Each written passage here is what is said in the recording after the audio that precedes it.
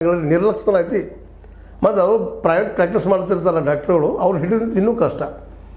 ಯಾಕಂದ್ರೆ ಇವ್ರು ಹೋದಾಗ ಸಿಗೋದೇ ಇಲ್ಲ. ದಿನಕ್ಕೆ 1-2-3 ಮಂದಿ ನೋಡಿ ಹೋದ್ರೆ ಮುಗಿದು ಹೋಗ್ಬಿಡ್ತು ನಮ್ಮ ಕೆಲಸ ಅನ್ನುವಂಥ ಮಂದಿ, ಟೈಮ್ ಪಾಸ್ ಮಾಡೋ ಮಂದಿ ಇದ್ದಾರೆ ಸಾಕಷ್ಟು ಡಾಕ್ಟರ್ಸ್ಗಳು.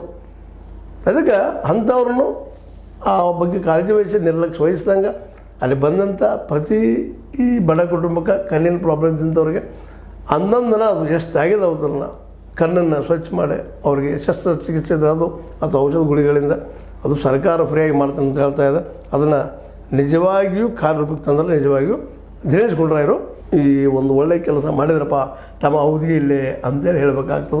ಇವ್ರ ತಂದೆಯವ್ರ ಬಗ್ಗೆ ಸಾಕಷ್ಟು ಟಿಪ್ಪಣಿಗಳು ಸಾಕಷ್ಟಿದ್ದು ಆ ಮತ್ತು ಬೇರೆ, ಆದರೆ ಅವ್ರಿಗಿಂತ ಡಿಫ್ರೆಂಟ್ ಆಗಿ ಕಾಣುವ ಈ ದಿನೇಶ್ ಗುಂಡೂರಾಯರು ಎಲ್ಲರಿಗೂ ಬಡವರಿಗೆ ಒಂದು ಏನಪ್ಪ ಅಂದ್ರೆ ಶಸ್ತ್ರಚಿಕಿತ್ಸೆ, ಕಣ್ಣಿನ ತಪಾಸಣೆ, ಇನ್ನುಳಿದ ಒಂದಿಷ್ಟು ಬಡವರ ಪರವಾಗಿ ಕಾಳಜಿ ವಹಿಸಿ ಮಾಡುತ್ತಿರುವಂಥ ಕೆಲಸಕ್ಕೆ ಎಲ್ಲರೂ ಮತ್ತು ಹೇಳುವಂಥದ್ದು. ಮತ್ತು ಇನ್ನೊಂದು ಈಗಾಗಲೇ ಮನೆಗೆ ತೆರಳಿ ನೋಡ್ರಿ ಅಂತೇಳಿ ಅವರಿಗೆ ನಮ್ಮ ಆಶಾ ಕಾರ್ಯಕರ್ತರಿಗೆ ಮತ್ತು ಆರೋಗ್ಯ ಇಲಾಖೆಯ ಸಿಬ್ಬಂದಿ ಮೂಲಕ ಈಗಾಗಲೇ ಅವ್ರಿಗೂ ವಾರ್ನ್ ಮಾಡಿದ್ರು ಅಂತ ಹೇಳ್ತಾರೆ. ಅವರು ಎಷ್ಟು ವಾರ್ನ್ ಮಾಡಿದ್ದಾರೆ ಅಂತೇಳಿ ಹೇಳ್ತಾರೆ, ಆದರೆ ಅವರು ಎಷ್ಟರ ಮಟ್ಟಿಗೆ ಆ ಎಲ್ಲ ಕೆಲಸ ಮಾಡ್ತಾರೆ ಅನ್ನೋದು ಒಂದು ಸ್ವಲ್ಪ ಅದಕ್ಕೆ ಸರ್ಕಾರ ಸ್ವಲ್ಪ ತೀವ್ರ ಕಾಳಜಿ ವಹಿಸಿ ಮಾಡಿದರೆ ಭಾಳ ಉತ್ತಮ ಅಂತ ಹೇಳ್ತಾ ಮತ್ತು ಈ ದೃಷ್ಟಿ ಪರೀಕ್ಷೆ ಶಾಶ್ವತ ಕೇಂದ್ರ ಏನು ಮಾಡಿದ್ದೀರಿ ಇದಕ್ಕೆ ಜನಸಾಮಾನ್ಯರು ಒಳ್ಳೆಯ ಸ್ಪಂದನೆ ನೀಡಬಹುದು ಅಂತೇಳಿ. ಯಾಕಂದ್ರೆ ಸೂಕ್ಷ್ಮ ನಾವು ಅಲ್ಲೆಲ್ಲ ಕೇಳಿ ನೋಡಿದಾಗ ಬಸ್ ಯಾತ್ರೆ ಮಾಡೋ ಹೆಣ್ಮಕ್ಳೆಲ್ಲರೂ ಖುಷಿ ಅದಾರ.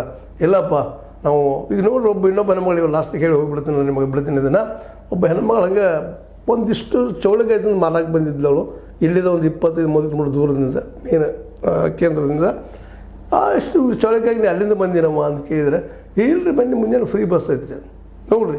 ಆ ಹೆಣ್ಮಗಳು ಇಷ್ಟು ಚೌಳಿಕಾಯಿ ಮಾರಿ ಒಂದು 10-20-100 ರೂಪಾಯಿ ಮಾಡ್ಕೊಂಡು ಹೋಗೋದು, ಅಷ್ಟು ಚೌಳಿಕಾಯಿ ಅಷ್ಟಕ್ಕೆ ಬಂದು ಮಾರ್ಕೊಂಡು ಹೋದ್ರು. ಸಪೋಸ್ ಅವ್ರಿಗೆ ಬಸ್ ಫ್ರೀ ಇರಲಿಲ್ಲ ಅಂದರೆ ಅವರೇನು ಬರ್ತಿದ್ರು ಇಲ್ಲಿಗೆ, ಹೋಗೋದಕ್ಕೆ 25, ಬರೋದಕ್ಕೆ 20-50 ರೂಪಾಯಿ, ಚೌಳಿಕಾಯಿ ಆಗೋದು 100 ರೂಪಾಯಿ ಉಳಿತೇನು ಅಂತಂತಿದ್ರು. ಬಟ್ ಇದು ಒಳ್ಳೆಯ ಕೆಲಸ, ಒಳ್ಳೆಯದಂತಿರು ಅಂತ ಹೇಳ್ತಾ ಇದೇ ರೀತಿಯಾಗಿ ಸಿದ್ದರಾಮಯ್ಯರ ಮತ್ತು ದಿನೇಶ್ ಗುಂಡೂರಾಯರ ಆಶಾ ಕಿರಣವನ್ನು ಸ್ವಾಗತ ಮಾಡ್ತಾ, ಆದರೆ ಎಚ್ಚರಿಕೆಯಿಂದ ಇದಕ್ಕೆ ಕಾರ್ಯರೂಪಕ್ಕೆ ಬರಲಿ ಅಂತ ಮತ್ತೊಮ್ಮೆ ಎಚ್ಚರಿಸ್ತಾ ನಾನು ಅನಿಸಿದ ಕೆಲವು ಮಾತಾಡಿದ್ದೀನಿ. ನಿಮ್ಮ ಲೈಕ್ ಮಾಡಿ, ಶೇರ್ ಮಾಡಿ, ಕಮೆಂಟ್ ಮಾಡಿ, ಜೊತೆಗೆ ಸಬ್ಸ್ಕ್ರೈಬ್ ಆಗೋದನ್ನು ನಿಲ್ಲಿಸ್ಲಿಕ್ಕೆ ಹೋಗ್ಬೇಡ್ರಿ. H60 ನ್ಯೂಸ್ ಅರ್ಥತೆ ಸೀತಾರಾಮ್ ಸತ್ಯ ಕೈಗಳಲ್ಲಿ ವಂದನೆಗಳು.